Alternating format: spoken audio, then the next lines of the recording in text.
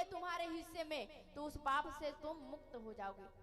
राजन, इसी प्रकार अगर तुम जीवन में कथा को सुन रहे हो तो कोई भी वस्तु को जब हम सदुपयोग करते हैं तो हमारा जीवन सार्थक हो जाता है। इसीलिए कृपा तुम्हारे ऊपर अगर मिलते रह जाए।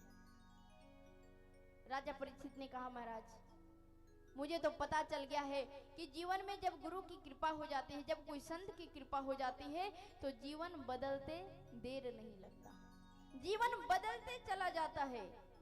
इसीलिए भगवान कहते हैं कि जब कथा को श्रवण कीजिए तो कोरा कागज बनकर श्रवण कीजिए।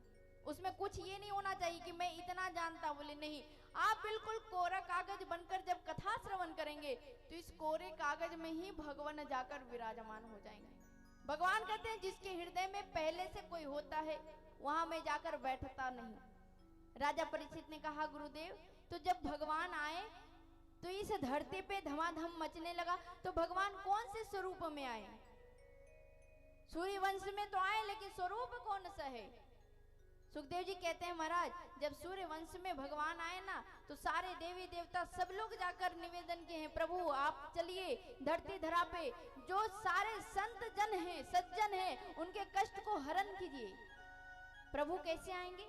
तब तब धरी प्रभु विविध शरीरा, हरहि कृपा निधि सजन पीरा।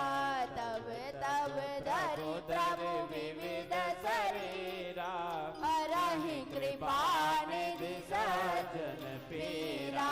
तब तब धरि प्रभु विविध शरीरा, हरहि कृपा निधि सजन पीरा। तब तब धरि प्रभु विविध शरीरा, हरहि कृपा निधि सजन पीरा। कहा कि तब तब धरि प्रभु विविध शरीरा। भगवान एक रूप में नहीं आते हैं, वर्णन देखिए 24 अवतार लेकर आए हैं। भगवान 24 अवतार में आए हैं, एक रूप में नहीं आए हैं। तब तब प्रभु धरि विविध शरीरा और हरहि कृपा निधि सजन पीरा। बोले वो कृपा निधि है, वो सज्जनों की, संतों की पीड़ा को हरने लगते हैं। विप्रधेनु सुर संत हित लिन्न मनुज अवतार। भगवान संत, गौ माता और पृथ्वी की रक्षा करने के लिए अवतार लेकर आते हैं, जन्म नहीं लेते। जन्म वही लेता है जिसमें जन्म लेने के बाद मरण निश्चित है।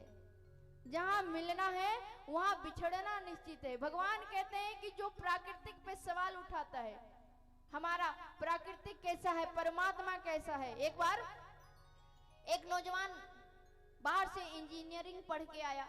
एक बार जरा दोनों हाथ उठा के जोर से बोलेंगे, राधे राधे राधे राधे। जब बाहर से पढ़कर आया तो चारों ओर घुमा, गर्मी का दिन था तो खेतों में गया।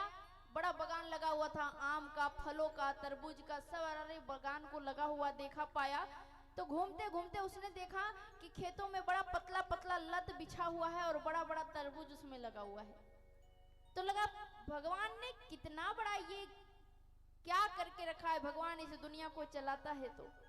लेकिन थोड़े देर के बाद वो आम के बगान में गया और जब वहां गया तो देखा विशाल वृक्ष है आम का और उसमें छोटा छोटा आम लगा हुआ है। तो उससे रहा नहीं गया, तो उस मन ही मन सोच रहा था कि भगवान ने क्या सृष्टि बनाई है। जब रहा नहीं गया तो एक संत जी बगल में बैठे थे। तो जो व्यक्ति ज्यादा पढ़ लिख लेता है ना महाराज, एजुकेटेड हो जाता है। शिक्षित होना और विवेकवान होना दोनों में बड़ा अंतर है। अगर आप शिक्षित हैं, एजुकेटेड हैं, तो आपको स्कूल सर्टिफिकेट दे सकता है, आपको विद्यालय सर्टिफिकेट दे सकता है, आपको कॉलेज सर्टिफिकेट देता है, आपको विश्वविद्यालय सर्टिफिकेट देता है। आप पीएचडी किए हैं, एमए किए हैं, बीए किए हैं, सब चीज का सर्टिफिकेट मिल जाता है।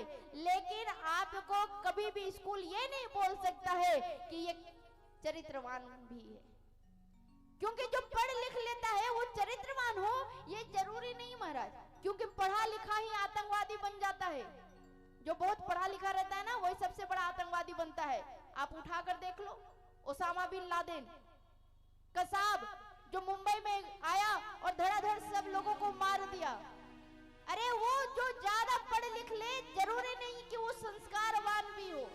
विद्यावान गुणी अति चातुर, हनुमान जी के लिए कहा जाता है कि विद्यावान गुणी अति चातुर, राम काज करबे को आम।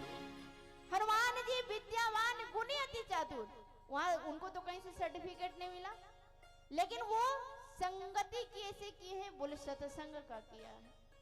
और जब सत्संग का संगति मिल जाता है तो महाराज जीवन सुधर जाता है। उनको पता होता है कि सामने वाले के साथ हमारा व्यवहार कैसा हो। लेकिन पढ़ा लिखा हो, एक बार एक नौजवान बड़ा अच्छा जा रहा था, तो जाते जाते एक संत जी मिले। तो संत जी ने कहा, बेटा कहाँ जा रहे हो? कहा, महाराज मैं ये सारे मेढक को लेकर जा रहा हूँ। बोले कहाँ? बोले सारे देश का मेढक आएगा, वहीं पे प्रतियोगिता है कि किसका मेढक कितना देर रहेगा। तो सारे देश ने अपने अपने मेढक को लेकर आया।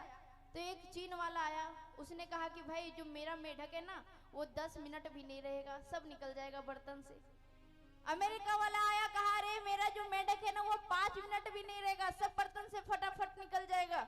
फ्रांस वाला ने कहा मेरा तो मेढक 2 मिनट भी नहीं रहेगा, जितना मेढक है बर्तन से सब कूद कूद के बाहर निकल जाएगा। लेकिन जब भारत वाले की बात आई तो भारत वाला ने कहा भाई मेरा मेढक को जितना भी प्रयास करो एक भी नहीं निकलेगा। बोले क्यों? भारत में अगर कोई अच्छा काम करोगे तो कोई ना कोई आपका पैर खींचने वाला मिलेगा जो आपको नीचे करते रहेगा। जो भी एक मेढक ऊपर उछलकर बाहर होना चाहेगा, दूसरा मेढक आएगा पैर खींच देगा। लेकिन हम तो इतना ही कहते हैं, अरे भैया अगर किसी का कुछ खींचना ही है तो पैर मत खींचना किसी को गिराने के लिए। अगर खींचना चाहते हो तो हाथ पकड़कर ऊपर खींच देना ताकि वो ऊपर उठ सके। महाराज समाज ये दुनिया कहता है कि हाथ पकड़ के ऊपर आप खींच दो। उस नौजवान भी ज्यादा पढ़ लिख लिया, तो उसने संत जी को देखा तो कहा, रे आप क्या करते हो? मैं भगवान का भजन करता हूँ। अच्छा भगवान क्यों मानते हो? देखो पढ़े लिखे लोग ऐसे ही बोलते, भगवान को मानते हो? बोले हाँ। भजन करते हो? बोले हाँ। तुम्हारा भगवान ने क्या किया है? संत जी कुछ नहीं बोले। कहा तुम बोलोगे नहीं, लेकिन मैं तुम्हें एक बात कहता हूँ, तुम्हारे भगवान के पास अक्ल नहीं है, दिमाग नहीं है। संत जी ने कहा भाई ऐसे तुम क्यों बोल रहे हो? भाई जिसके प्रति श्रद्धा हो, विश्वास हो, उसके प्रति अगर कोई शिकायत करती है तो बुरा ही लगती है। महाराज आपने ऐसे क्यों कह दिया? संत जी ने कहा भाई हुआ क्या ये तो बताओ। कि मैं अभी बागान में टहल रहा था तो देखा पतली पतली लताओं में बड़ा बड़ा तरबूज लटका हुआ है, और वहां से टहलते टहलते मैं ये आम के बगीचा में आया तो देखा बड़ा बड़ा वृक्ष है, आम छोटा छोटा लगा हुआ है।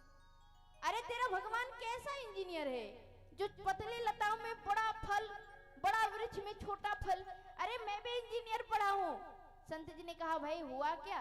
बोले अरे तुम्हारे भगवान के पास अक्ल नहीं है। इतना कहा और थोड़ा सा आगे निकला और जाने के बाद एक आम के वृक्ष के नीचे बैठा। गर्मी का दिन था, हवा चली, और जब हवा चली तो बड़ा सुंदर, सोचा साफ सफाई था तो हल्का से लेटा तो नींद आ गया। अब भगवान ने भी कहा कि भाई इंजीनियर साहब नीचे लेटे हैं तो पंखा तो चलाना ही चाहिए थोड़ा। तो भगवान ने थोड़ा जोर जोर से पंखा चलाया, और जब जोर से पंखा चलाया तो आम के वृक्ष में आम भी थे, कुछ पके हुए आम थे। तो हवा जैसे ही चला तो एक आम बड़ा सा गिरा और सीधे इंजीनियर जी का नाक पे ही लगा। अब जैसे ही नाक पे लगा तो वो हड़बड़ा के उठा। संत जी बगल में बैठे मुस्कुरा रहे थे। कहा रे बाबा हुआ क्या? बोले मेरा नाक तो बिल्कुल टमाटर छाप जैसा लाल हो गया। बोले क्यों? बोले एक आम गिरा था। संत जी ने कहा अरे भैया मेरे भगवान थोड़े कम दिमाग वाले इंजीनियर हैं, अगर कहीं तुमसे दिमाग उधार लिया होता और ये आम के जगह तरबूज लगा दिया होता तो तुम्हारा नाक लाल नहीं, तुम ही ऊपर चले जाते। इसलिए प्रेम से बोलना पड़ेगा राधे राधे। राधे राधे। तो जीवन में